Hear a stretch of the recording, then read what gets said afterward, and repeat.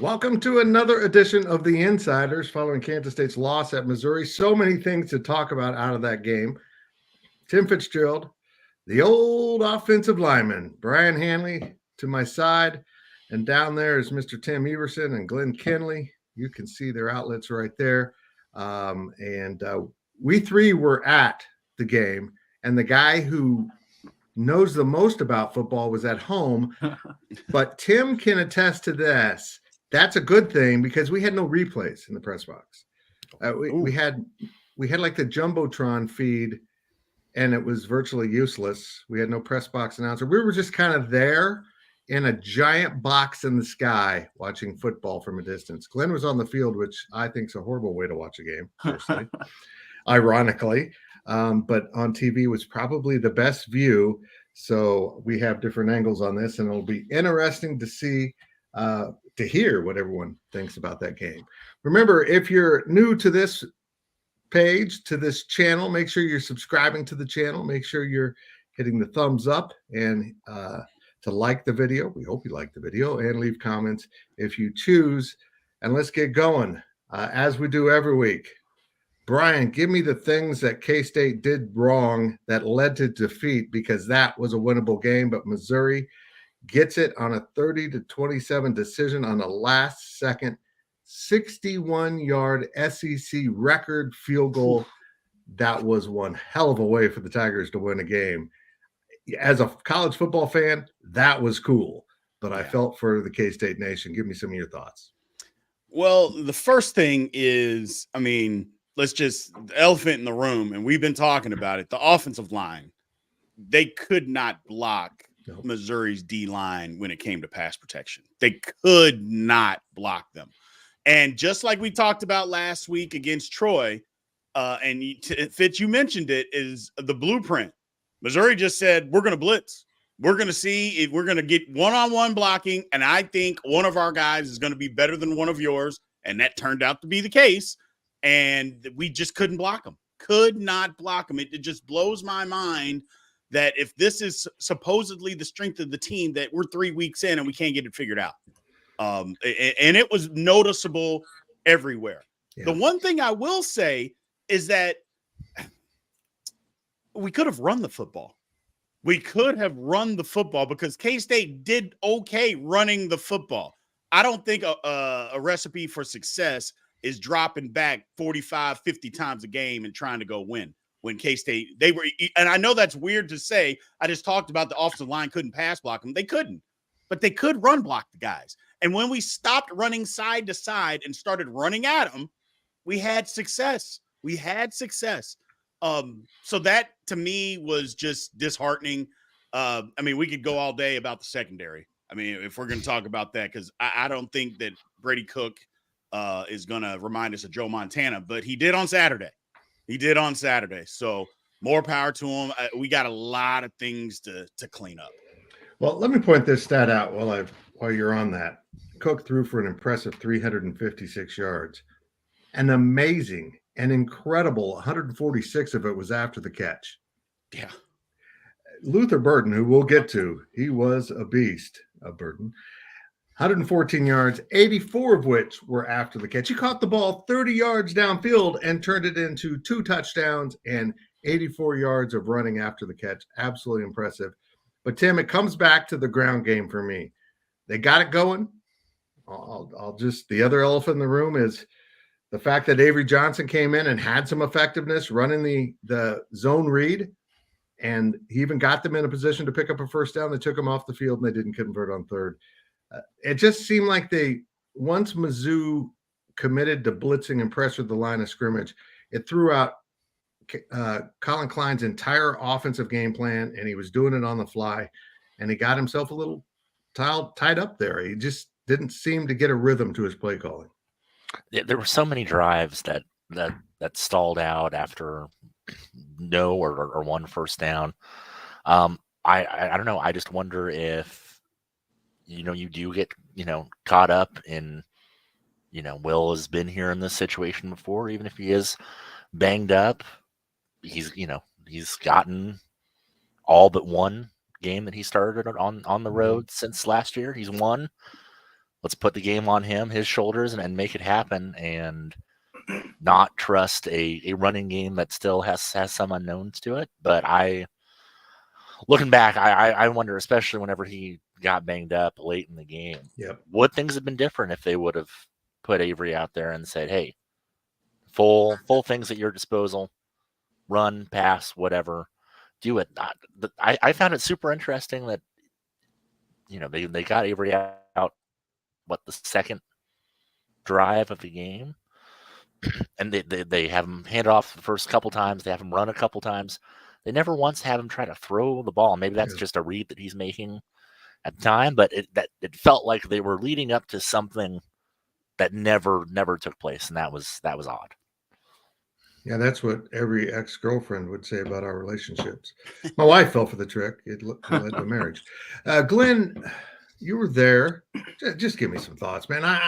I'm so dumbfounded by some of the stuff I saw K-State do, including coaching, that I'm beginning to consider how good this team actually is, because they just blundered through this game. Yeah, I think that there's a lot that we found out needs to be cleaned up, and probably a lot of things that we saw against Troy that we were like, well, they didn't look great, but they won by 30 points, so surely it's fine. And we found out maybe it wasn't fine. I will say this, though, to be the glass half full guy, because maybe we need it in the group right now. If he misses that field goal, 61 yards, which every other SEC kicker in history has missed, and K-State wins in overtime, then we're probably sitting here, and I'm not saying that there weren't still issues, but we're probably talking about how hard fought it was, and they fought out a good win on the road, and an SEC team. If he misses that field goal and they win in overtime, even if all else remains the same. Now, I'm not saying that everything else looks great, even if they win that game. That doesn't erase some of those errors. But I think, and the defense had some concerns for sure. But really, the offense had a drive where they had 3rd and goal on the 3-yard line, delay a game, pushes them back. They don't convert, settle for a field goal to tie the game instead of going up 4, which would have meant Missouri had to get 6. And couldn't have kicked that field goal. And then people talking about that drive, the offense had another drive after that. They had that drive where they got 3 to tie it. Then they forced, I think, a Missouri 3 and out and got the ball back and then couldn't put anything together on that drive. Now, I don't know how much of that you can attribute to Will not being fully healthy, because he wasn't even close. He climbed us after the game. He put it simply, he goes, he couldn't run. It was not an option. And you could tell he was hobbling around. He played through a lot of pain, and I don't know how much of that impacted it, because even if you say, well, Will doesn't run that much, yes, he doesn't, but it's different when the defense knows he can't, right? That changes things. And so I don't know how much of that you can attribute to that. Ultimately, the defense let up the big play, which is concerning, but the defense also forced a lot of punts and held them to a lot of field goals. When Missouri, it felt like had a lot of drives. It was a game where both teams threw a lot of punches all throughout the game, figuratively speaking. And Missouri got the last one with a kick that I think left most of us with our jaws on the floor. Yeah, it was incredible. Here's the 2 things I want to mention out of what I just heard. One, the play where Will Howard did attempt to run and had to slide before he got to the first down. When a healthy Will Howard goes past the first down and keeps going, told me, look, if you can't run your offense the way it needs to be run with Will, maybe you should try something different here. And you know what? They're smarter than me. They didn't do it. They probably had their reasons. Maybe they just simply didn't want Avery in that situation quite yet in his young career. Number 2, I'm just going to be really honest here. That delay of game penalty on Missouri, that backed them up from the 56-yard field goal to the 61-yard field goal, because the coaches thought they had a timeout. There was like I don't know what happens in that stadium. We saw referees many years ago black out and gave Colorado 5 downs. And this time we saw the entire Missouri sideline forget that they were out of timeouts, and they just spiked the ball. There wasn't a timeout. They just stopped the clock, and they get a delay of game. But that is only thought of as maybe the bigger blunder in this game, even in a Missouri win, because he made the field goal.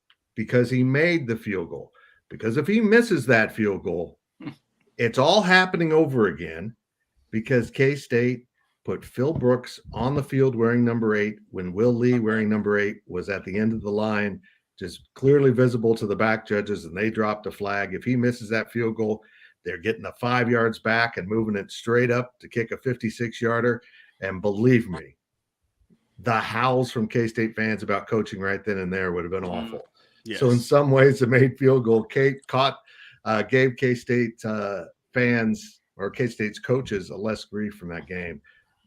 It just wasn't a well-coached game by either team, and it was a well-played game by one guy in particular, and he let K-State know it after the game. Talked a lot of trash post-game, which I didn't think was much of a tradition. But Luther Burden, Bryant, 7 catches for 116, 114 yards. He was unstoppable. He absolutely made the K-State secondary look silly because, as I mentioned, he caught the ball not far down the field and then just said, "You guys can't catch me." And he was right. They couldn't catch him for the most of the afternoon. Yeah, I mean, he's a special talent, a special player. And we talked about it, how he was going to be a problem, and he was an absolute problem. I know going into the season we were optimistic about the secondary, but again, while Luther Burton is outstanding, I just think there's better things coming down the road that K-State's going to face. The secondary is going to have to pick it up and get better. Either that or we're going to have to change some type of scheme because, look, like I said, Brady Cook is fine. He had a great game. He did. But he's not Joe Montana, and he picked us apart, and that's unacceptable. I know we go back to a lot of things, and look, we got to help the secondary too. You can't continue to rush 3 guys up front, and they're blocking us and think that that's going to be okay. Guys eventually are going to get open. That's the way it works. We don't have a first-round draft pick on our defensive line that occupies 2, sometimes 3 blockers, and then we're just beating one-on-one. That's not what we have right this second, okay? So at some point, we have got to make a concerted effort to do some things differently to help everybody else on the field. And that's why people get so mad about the coaching aspect of it, is because, guys, they're picking us apart. We got to do something different. It didn't seem like it ever happened. Yep, well, Brian, the other thing I would mention too, after the game, they asked him how much confusion he saw in that secondary. He said he saw more panic than confusion. I think a few of these younger guys who I know they played a little bit last year, some of them did, but a lot of them didn't play a lot last year, and then they could keep up with the guys from Troy and the guys from SEMO. And I do wonder if when a guy like Luther Burden just takes off, if there's any sort of hesitation of any oh crap moment or any question in your mind of can I keep up with him, by the time you get that thought through your mind, gone. It's done with. And so I'll be interested to see if that does come with time. If there wasn't, he didn't say there was no confusion, but he said there was more panic than confusion. If it wasn't confusion, maybe that's something they get figured out, is these guys get more comfortable and they don't hit the panic button when this guy takes off on him. Instead, he says, okay, I got to go. I'm with him. Yeah, no, I absolutely agree. I believe that there was panic. I mean, you could see it, especially on the first touchdown throw. I mean, like, you're not even turning the right way when he's running past you, and then the ball's over your head, and you couldn't even see it. I'm not sure I've seen that a lot of times at a Division I safety. I'll be honest. I've watched a whole lot of football. I haven't seen a lot of times where the ball's going over the safety's head, and he has no idea where the ball is. So, you know, they just got to be better. That's all. They just got to be better. Tim, Marquis Siegel got a trial by fire and left pretty scorched.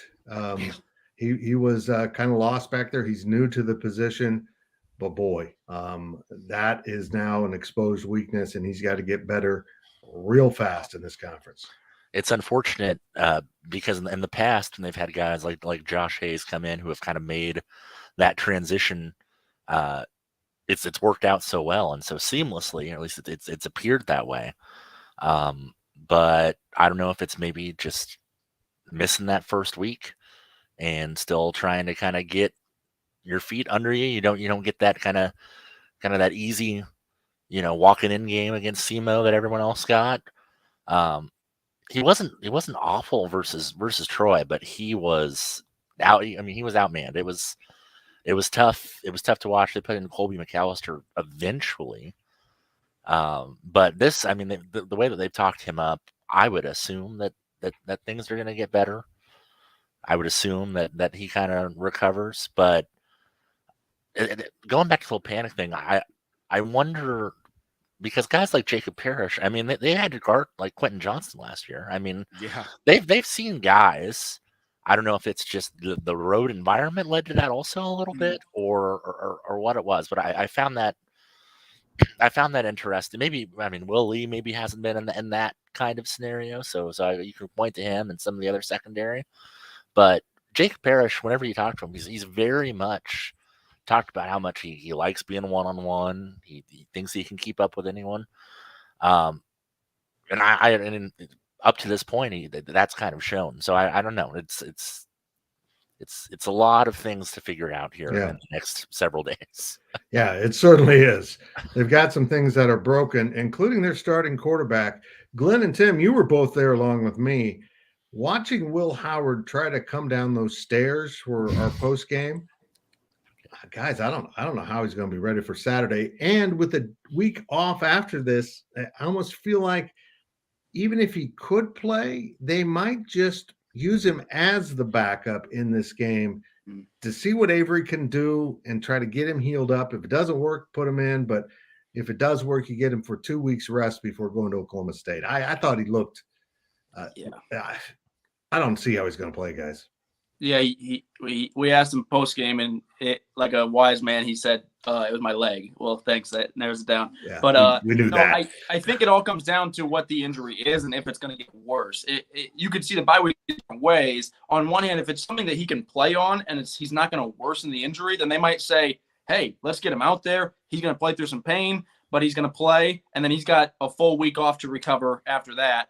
On the flip side of that, if it is something where they think there's even a chance that, okay, if he goes out there and gets hit the wrong way, then he's out 6 weeks instead of 1 or 2, then they're like, we got a bye week next week. This is the only time all year we're going to get him off the field for 2 straight weeks, and maybe you do hold it off. I don't know what the injury is. My utter guess, just because they left him out there, is that maybe it is something that wasn't going to get worse with playing on it, because I don't think they were – this felt like Missouri's Super Bowl. This was not K-State's Super Bowl. If K-State was not going to sacrifice a Big 12 championship for Will Howard to go out and maybe get a win against Missouri, it wasn't worth it to them. So my guess is that if he kept playing on it, it was something where their training staff or whoever said, hey, he's not going to feel good, but he can go out and play, and it's not going to be term. That's just my guess, though. Tim, when the game was going on, I thought it was an ankle, but when he came down the stairs, it looked like a knee. It looked like he was locked up that knee, and I wonder if he just didn't take a direct strike to the knee, maybe just hitting the ground, and had a contusion that was filling up with some just kind of getting stiff on him and swelling on him, and he couldn't move it. But again, that's all guesswork.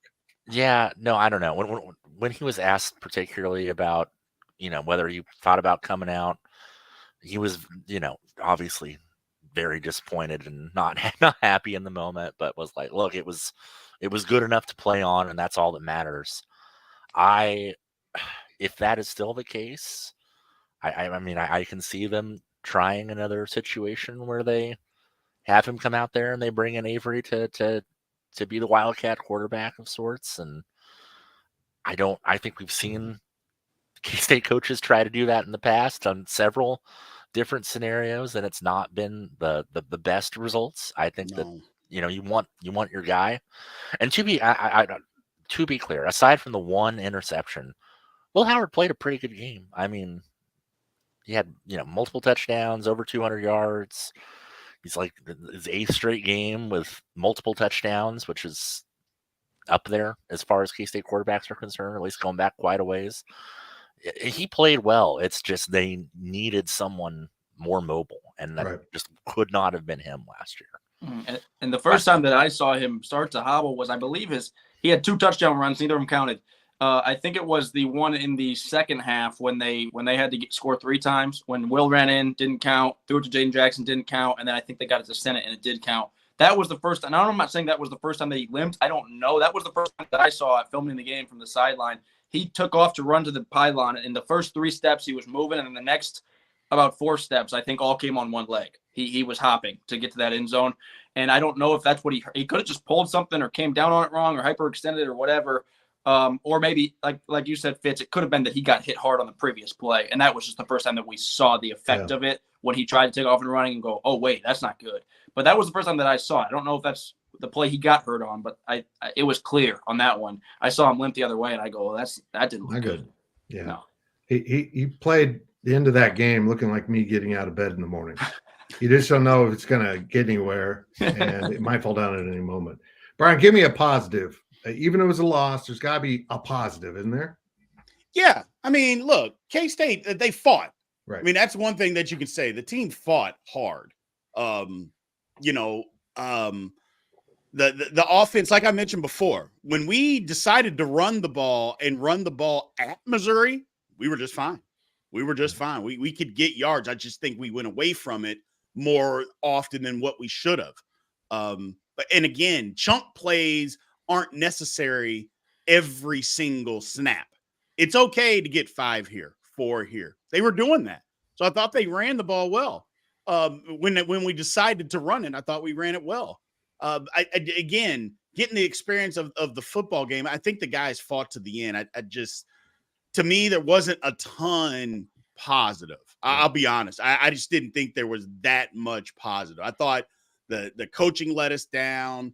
I just thought some of the things that the guys just weren't put in positions to make the plays.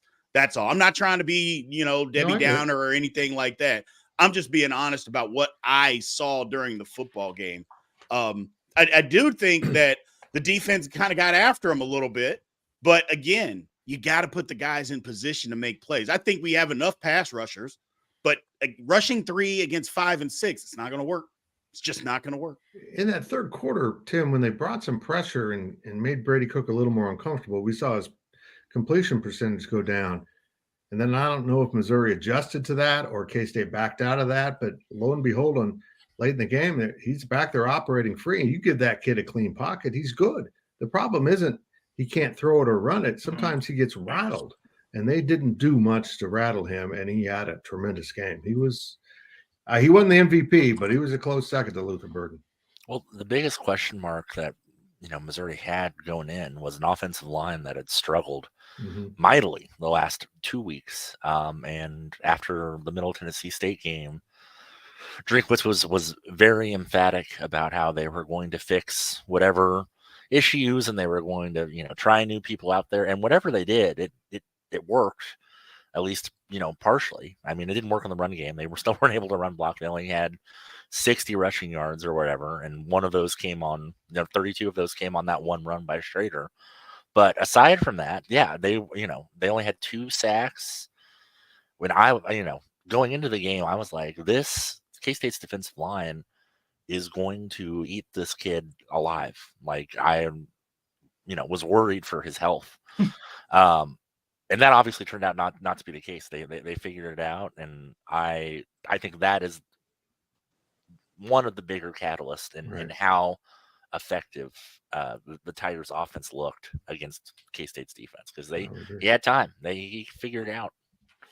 Probably an important note too. Brady Cook played maybe the game of his career, and then you can go back and forth on how much of that was because of K-State's defense versus how much of that was just he played really well. But you're talking about a guy that got booed by the Missouri fans when they announced him as the starter for the game. And if you're a K-State fan, you watch that game, you're saying, why were you booing this guy? He was pretty dang good.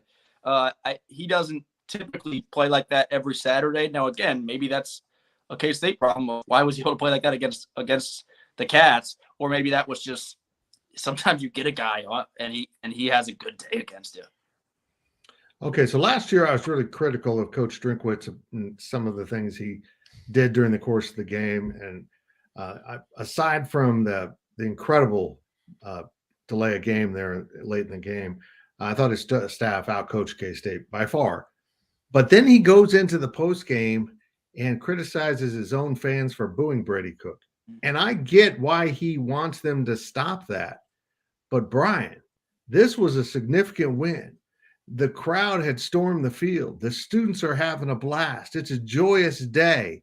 Why bring the negativity right then and there? I just thought it was odd. I'm like, don't be your own distractions. Let people have fun. Come back in the press conference next week and say, can we stop this now? You booed him in the pregame. Can we stop it now? But not after the game, man. You beat me to it, Fitz. That's a Tuesday press conference conversation. That's a Tuesday press conference conversation. Not after that. He should have just been up in arms, happy that they won the game, celebrate, and then mention it, the next week. But it sometimes if you don't have a whole lot of experience in this situation or that type of setting, I mean, I'm sure his emotions got the best of him, but I just, he's paid a lot of money to make right decisions, and that just wasn't a good decision. Glenn, I think Missouri's pretty good, but the head coach just seems to be always getting in his own way. I don't understand this man at all. Again, he just reminds me so much of Ron Prince. It bugs the hell out of me. It's interesting. The way I put it to someone else yesterday, I think that he wants to have a lot of mic drop moments. I think that he does. And I think he loves to have these moments where he sounds off in a press conference and then he says, oh, shoot, did that go viral? Like, how did that happen? He goes on this long rant. He did the same thing about conference realignment. You probably remember, and I'm not against that rant. I mean, he probably made some good points. But I think he started both of those with something like, you know what? I'll say it. And it's almost like he gets this big speech in his mind and then he acts like it wasn't planned at all. And he acts like it just happened to come out. And then I don't know. I mean, maybe that's strategic. Like maybe that stuff's good for recruiting when he goes on a rant about how much he cares about the student athletes and it gets 6 million views or whatever. I mean, maybe that is, but I just find it a little bit funny, I guess is maybe the word. It seems like he really wants to say stuff that is going to get a rise out of people in that press conference, good or bad. Okay, Tim, I'm going to give you the final thought, wrapping up the Missouri K-State game, which was a great college football game. Man, I got to tell you, I just love college football so much. Saturday, it sucked for me personally because you cover the game, you work, and then you drive 4 hours back. You get home at 10. I missed one of the most incredible, epic, wonderful days in college football. We thought there were no good games on the slate, and it just turned into a total crap fest. But losing in the way that K-State lost was part of that incredible day. Yeah. So give me a wrap. What's your final thoughts on the Missouri game? Yeah, it's tough. If it was not particularly a fun game to kind of endure. I think if you were an outside party of the two, right, it probably was a lot more interesting to watch. I think that if K-State got some things exposed the last couple weeks, they were really exposed now. So you can take away the fact that they know what to work on now. It's on film. They have it in front of them, whether they are able to do it or not. Missouri fans, great. This is the best moment that they've had in about a decade. And they proved that by tweeting out that their athletic department had created a T-shirt commemorating the win. So the Missouri fans that are in the chat right now, congratulations. That's for you guys. I hope you will have yours ordered. And you can wear it next week. And it's going to be more of a process for this team to kind of find its right form than we maybe thought it was going to be. But that's okay. I mean, that's conference play starts next week. It's a whole new chapter, whole new book, and you gotta find ways to get better this week. As a guy who covers his school, his alma mater, that went through the T-shirt for every win phase, don't do it, Missouri. Steer away. It's a trap, man. Get out. It doesn't look good. Before we go to break, a little reminder, make sure you're subscribing to this YouTube channel, but mostly make sure you turn on your notifications because I have a conflict next week. So we're not doing this at 1:30 p.m. in the middle of the afternoon next Monday. I'll be in Kansas City at that moment talking to another cancer doctor. It's so fun. They're such nice people. They really are, actually. So we're going to do the Insiders in prime time. We'll be on at 7 p.m. instead of 1:30 next week. We're going to crunch Glenn in during his Mr. TV Guy dinner break. That's right. He calls it a lunch break, but it's 7 p.m. I got to explain to him how these things work. But he might be eating a sandwich while we do this. you might maybe some like get a giant turkey leg and eat that, Glenn. I'm a big chicken and rice guy. I like to make the same thing every week and eat it every week. I might just have a chicken breast. I'll just shove a fork into it. And I'll do it mostly while Brian's talking so that I don't distract anyone. But that's why he's the skinny guy on the cast. He eats chicken breast and rice. Okay, so we're going to park the break here. And if you're new to this break lasts 3 seconds here on YouTube, or 4 seconds actually. But this is where we'll put the ads for the podcast version. You can always catch this on your favorite podcast provider or the replay right here on YouTube or at Go PowerCat. We will be right back.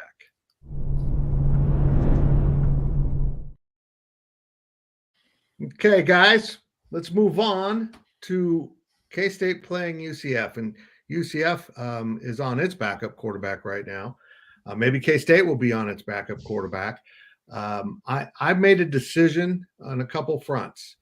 I am not going to bet on Big 12 football in any way this year because I have no freaking clue what's going on in this. I don't think anyone does.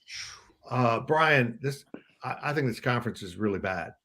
And I am now even looking at the big, incredible Texas win in Alabama and questioning it based on Alabama's performance. And granted, the conditions were awful in the Tampa area on Saturday, but still struggling with USF isn't a good sign. I don't know what to say about this conference, but there's some bad teams. Yes, and two of them play each other this week, Oklahoma State and Iowa State. I'm actually cheering. I know this is going to be a little controversial. I'm cheering for Yellowstone to erupt before that game kicks off, so none of us have to ever be exposed to it. But Brian, how bad is this conference, or am I wrong? Is it just the most wonderful conference ever? The over-under on that game set at about 19 and a half, I think. Is that right? I mean, you're definitely not wrong, Fitz. You are 100% not wrong. Bad football all around. Texas is really good. Look, let's just be honest. Texas is really good. I think OU is better. They haven't been tested at all, so we'll still hold the verdict out on how good Oklahoma is. I'm still not sold on their quarterback. I watched a little bit of that game against Tulsa, and Tulsa is not good. Man, it's tough because of how good the Big 12 was last year and the last few years, and it was really good. And then this year, I mean, for Oklahoma State to just get battered by South Alabama. And then Iowa. First of all, why is Iowa State even going to Ohio? That's number one. But number two, to go there and can't score any points, you get beat by Ohio 10-7. I'm like, that's not good. That's not good. And then a team that we thought wasn't going to be very good, BYU, goes to Arkansas and wins. Who knew? Who knew? And then you flip that over, and then Cincinnati loses to Miami of Ohio. I'm like, oh, my goodness, what is going on? So I don't know. Look, we're licking our wounds in the Big 12. Hopefully K-State can lick their wounds quick and get back to winning ways because I still believe that we have a very talented team. I still think that they're very good. We just have things that we have to work on and things that we just have to be better at that haven't materialized for kind of a veteran team that I thought would have already taken place. Tim, how much money would it take to make you go cover the Oklahoma State-Iowa State game? Is it in Stillwater or Ames? It's in Ames. That's a lot more than it's I mean it need to be pretty significant. I think. I mean, I get to see the bridge. So. Yeah, I know. Yeah, she just took the words out of my mouth. You get to see the bridge. That's priceless. Look, there's going to be some teams that have pretty good records in this conference at the end of the season that may not be very good. That might include Kansas State. I don't know. I think they're still going to be pretty good. But Cincinnati, Iowa State, Oklahoma State, and Houston, and maybe West Virginia, because Pitt might really stink. Yeah. All might be just wins for almost everyone, and they might play each other in a festival of crap and decide, someone might go 3-1 against them if they play all of each other. I don't know, guys, but I know this: Oklahoma opens Big 12 play at Cincinnati. That should be a win. And I believe then they go home and play Iowa State, if I remember that correctly. We still won't know a damn thing about Oklahoma 2 games into the Big 12. Yeah, I looked at their schedule because preseason, I think their win total was set at 8.5 or 9.5. Yeah. Yep. And I go, well, that's not right. And you know, look at the games. Thinking about betting on the under, and look at their schedule, and I go, oh, they're going to win 8 or 9 games. Yeah. And, I mean, their last year in the Big 12, they got, we don't know everything about all these teams, so it's hard to say 3 weeks into the season if that's an easy game, that's a hard game. But looking at it, if you look at all the Big 12 schedules, I would find it hard to believe that Oklahoma isn't one of the easier ones. I agree. I mean, the fact that Kansas State, again, I've said this a million times, and it really angers me. It's not this way. Every old Big 8 team should be playing Oklahoma this year, and every old Southwest Conference team should be playing Texas. Absolutely. I don't know why that wasn't a priority in scheduling, but Oklahoma got off K-State's hook, and that worked out really well for them. But I think one of the more intriguing games this weekend, and I'll get to UCF Kansas State, though, is BYU going to Kansas, because I think Kansas is still really good. Brian, that seemed like I watched as much of that game as I could because I was falling asleep. But that KU game at Nevada just seemed like one of those games that happens. And you just got to survive it and move on, and you're fine. I think KU is going to be fine. I refuse to believe that the Nevada coaching staff that had lost 2 games so awfully to start the season uncovered some secret code to stopping KU. I'm not going to believe that. I just think KU was playing late night. They were off schedule, and they got in a tussle, and they won. And I think they're better for it. But BYU going to Kansas in light of them winning at Arkansas, BYU, I'm intrigued. I want to watch this one. Well, here's the thing. And look, me, Fitz, I will never, and guys, just so you guys know, I'd never say anything nice about KU. Just not going to happen. I just don't do that. However, this is a game that in years past, KU loses. Yeah. And they might lose big. So for them to be able to win that game, and they didn't play well. I saw bits and pieces of it. They didn't play well. They are way better than Nevada. Nevada's awful. They're awful. But again, KU won the football game, and sometimes you just got to go somewhere and win. And that's the sign of at least a program that's getting better, is when you can go beat a team that you're supposed to beat, where you play lousy, but you still win the football game. So kudos to them. I watched a lot of that BYU Arkansas game. Arkansas didn't, they had some penalties and stuff, but BYU went and took the game from them.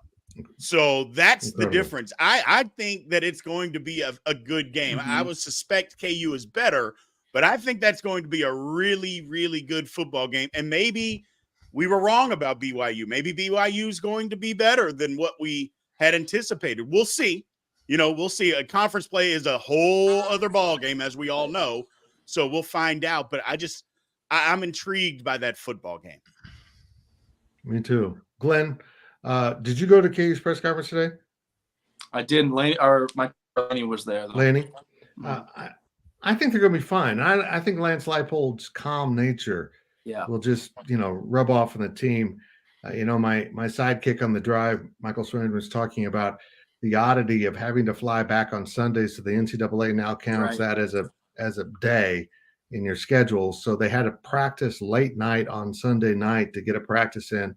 Stupid to the nth degree, like the NCAA is. But I think they're mostly off today, I would assume. But they're going to be fine. But I think this is going to be a great game because BYU's got to be flying high. Yeah, I think Leipold gets it too. He said after the game, he goes, look, this football program, if you look at our recent years, he's in a position to be complaining about how we win.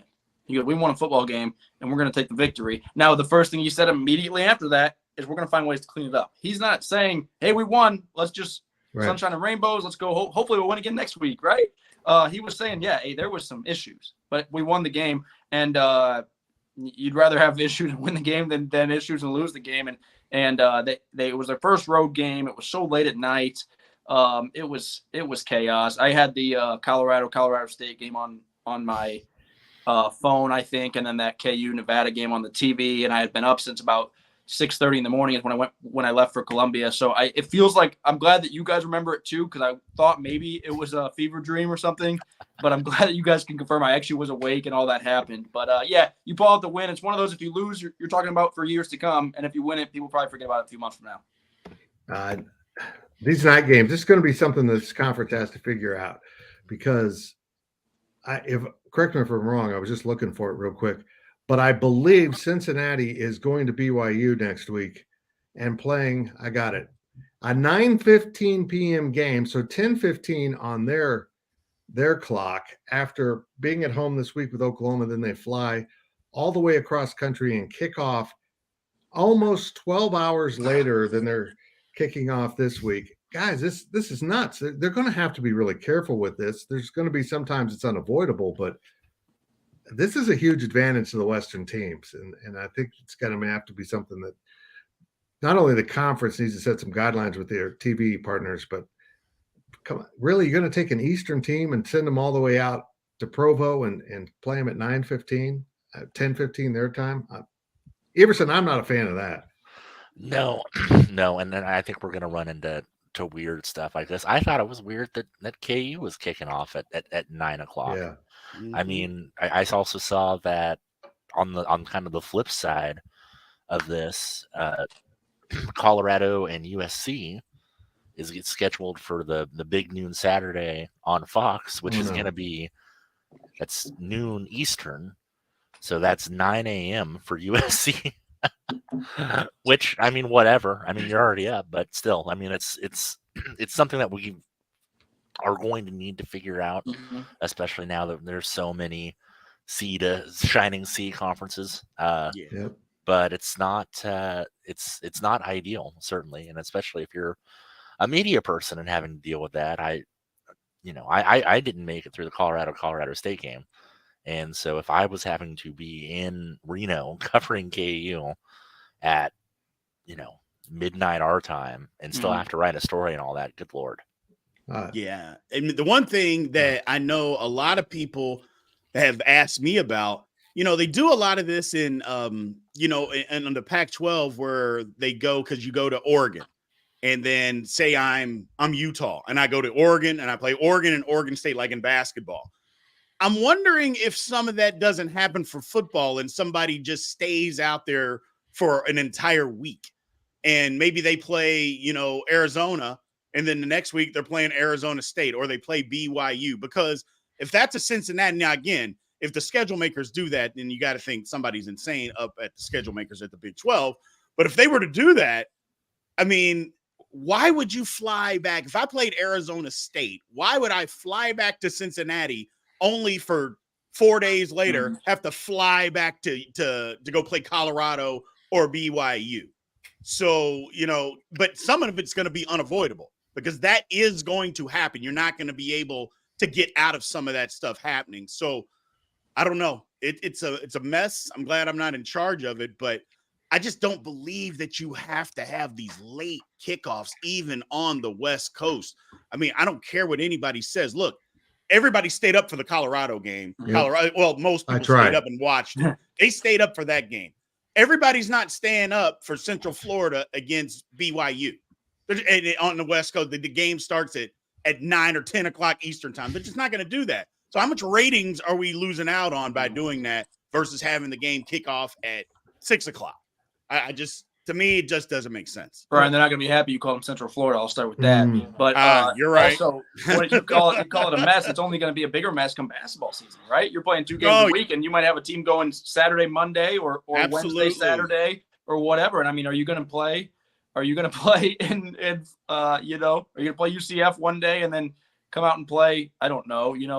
Play in Lubbock the next day or wherever you're going. I mean, it's Colorado or wherever. I mean, that's going to be a travel nightmare. I'll be interested to see what we do get. If we get something where, Central Florida, UCF is going to come up and play KU on a Tuesday and play K-State on a Saturday. Or they're going to go, you know what I mean? Or they're going to go play 2 Texas schools.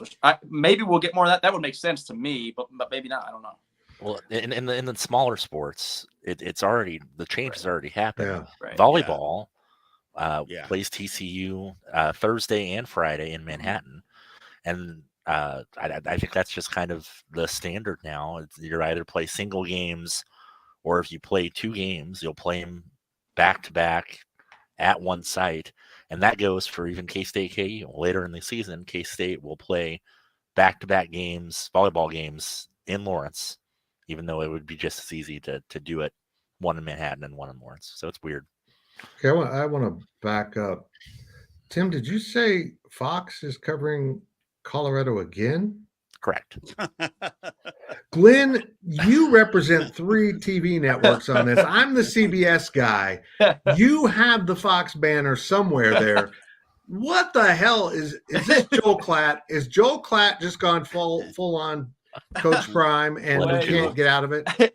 Just like I told people when they were mad with the DirecTV stuff, when they couldn't get NBC on DirecTV, I didn't make the decision on that. I also don't make the decision on where Fox goes for big noon kickoff or whatever. They don't even accept my input. Whatever. But I don't know. I guess Prime's the hot topic, and they're gonna keep riding with him until the ratings don't show up, I guess. Brian, one quick final thing on Coach Prime. He is an incredible story. This is incredible to watch. It's so unconventional and refreshing and annoying at the same time. And I am just amazed that the Big 12, despite playing such crappy football right now, will be at 16 schools and have this coach in its conference next year. I feel like the Big 12 just went from being very unfortunate in conference realignment to really fortunate and getting all the access that, picking up teams to the Pac-12, which is right now a better conference in football. And the Coach Prime story is going to be huge for the Big 12 because look at the networks lining up to cover these games. And I don't think that's going to end with Coach Prime. He brings ratings, period. He brings ratings. And look, I'm one of those people that I'm on board. Yeah. Look, it's unconventional. He's changing the way that college football, how they do college football, how it's being done. There's a lot of people that are upset by that. But for me personally, I'm not, because you can't tell me there's a difference between bringing in 58 transfers or 30 or 32. Mm-hmm. And that's the thing that's so hypocritical, is everybody is mad at him for bringing in all these transfers. Well, OU brought in 30, and they had a 6-7 season. And then guess what? They bring in 30. Ole Miss the last 3 years has brought in almost 100 transfers over a 3-year time period, and nobody has said a thing about that. So I'm for it. The Big 12 is going to be so much better for it. I will say this, though. I believe the hype train of Colorado is about to come tumbling down. Because it almost did. Yes, I believe that it's going to come tumbling down. I was talking about this all day on Twitter on Sunday. I'm like, look, we've all watched football, and while we got our pom-poms out for Coach Prime, we saw that defense. And Oregon, I'm telling everybody, they are going to line up and say, we're better than you, and they are going to run the ball down Colorado's throat, and there's not going to be anything that they can do to stop it. So I just is going to stop. Now, can they go on and win 6 or 7 games? Because you start digging into Colorado's schedule, and you're like, well, where are the other wins coming? Arizona State stinks. So they can get one there, and Stanford. But other than that, where are the other wins? Maybe Arizona, but it's going to be tough. But just to get back to it, Fitz, I love it. I love what he's doing. Cool. It's going to be so exciting for this conference and bring something. And to be honest with you, in football, I don't know that it's ever had a superstar celebrity type of coach in it ever before. I mean, we just haven't had that. Yeah, Brian, I think it's interesting too. Yeah. I would be fascinated to hear how much the Prime effect, if you want to call it that, weighed into Brett Yormark's decision, and it makes him look really, really smart, not only for adding them, but also for the timing, because I don't want to make an assumption, but if I'm Yormark and I'm seeing Prime over the summer and I'm seeing all the attention that he's getting before they've even won a football game, and I'm saying, you know what, 2 things. One, I think I want this guy in my conference, right? Like I think I said after their first win, Yormark was seeing dollar signs. And I'm also saying, hey, this Pac-12 media deal that their commissioner keeps saying they have, but he won't ever tell anybody about it. And it's like, is the media deal in the room with us type of deal? That thing, if Prime goes out and does all this, they might actually get one. There's going to be some networks that say, we want that guy, And Yormark got it done just in time to where when networks say, we want that guy, he can go, oh, he's with us. Absolutely. It's incredible. Absolutely. I think it's absolutely incredible. Look, I think the Big 12 conference is so much better for it. We can badmouth Colorado and their program all we want, and they deserved it. They were horrible for 2 decades. I mean, they were just bad. But you know what? I watched that 60 Minutes interview last night, and it's they took a chance. I think what the athletic director basically said was, it can't get worse. He's not going to do any worse than what we are. If it works, I'm a genius. Without him actually saying that, that's exactly what it was. If it works, I'm a genius. If it doesn't, it's not any worse than what we were. So why not do it? Good for us. Good for the Big 12. My final 2 thoughts on the Coach Prime Colorado thing. First of all, the students rushing the field after beating Colorado State, I don't care. Let them have fun. They're students. College kids, man. Yeah, exactly. Go have fun, man. It's a college experience. You're going to remember that forever. Well, I mean, if you weren't really high, you remember that forever. Some of them will remember. Yeah. And finally, the hit Travis Hunter took, that has no place in football. Why he wasn't ejected, I have no idea. And I still am firmly in belief that when you injure someone with a personal foul, you should not play until they can play again. If they're out for the rest of the season, you're out for the rest of the season. You want to clean this up, make the penalty that severe. But that thing was dirty. Okay, Brian, what does K-State need to do best to beat UCF on Saturday at 7 p.m.? Just be physical. Right. Go back to being a physical K-State football team, man. They run the ball downhill, play good defense, stop the run, which we did do on Saturday. We stuffed what Missouri was trying to do running the football again. Outside of one run, they couldn't do anything with us. So just go back to being physical. I think that's where we need to live. I don't think that our receivers are going to be able to do the things outside that, they're capable of doing. That's fine. Just keep running the football. They'll bring the safeties up eventually. We keep getting 7, 8, 9, 10 yards a pop running the football. Those guys will drop down, and then we'll be able to throw it over their head. So just go back to being physical on both sides of the football and let things take care of itself. Go back to being us. Tim Everson, the guy who didn't charge his light properly. Hey, you're still a shining star on this podcast. Thank you. I love this game. I love having UCF in the conference. I hope we don't have another storm like we did, in 2010? My God. But this is a game. Brian's right. Get back to being who you are. And Christian Duffy coming back should be a big help to that. Even though he may not play the entire game, he will be available, and it's got to help. Yeah, no, they need him back. They need that continuity. They need to find that chemistry that was working so well last year and kind of get this offense back into a rhythm. Even last week with Will Howard playing so well, it never felt like things were clicking at kind of a regular level. They need to kind of refine their offensive identity here. And I'm hopeful that they'll do it against UCF. It's not maybe the opponent that I would 100% pick if I wanted to pick a bounce back, but I wouldn't have said that of Oklahoma last year either. So we'll see. Glenn, if they go with Avery Johnson, does that affect K-State that much? I think the answer is we don't know. Yeah. We've seen that he can run the ball, but again, when he ran the ball and it was okay against Missouri, but when it was electric running the ball, that was against backups for SEMO, right? And so I saw the kid play in high school enough to know that he has an arm. Yep. And we saw him break some tackles and avoid some defenders of good college defenders. So I think he's a good quarterback, but I'd be, I don't think it's fair to say, oh, it's not much of a step down, and it's also not fair to say, oh, that'd be a disaster. We just don't know. He could end up playing, and we're like, oh my gosh, how did we not have this guy on the field all the time? And he could end up playing, and we say, let's put Jake Rubley in for the second half. So I don't know. And the other thing I'll throw out here off topic before we wrap up here, Green's not listed on K-State's depth chart this week. So the K-State might be without one of their top defenders. Yeah, I was just going to touch on that. We had a question from Cole in the chat.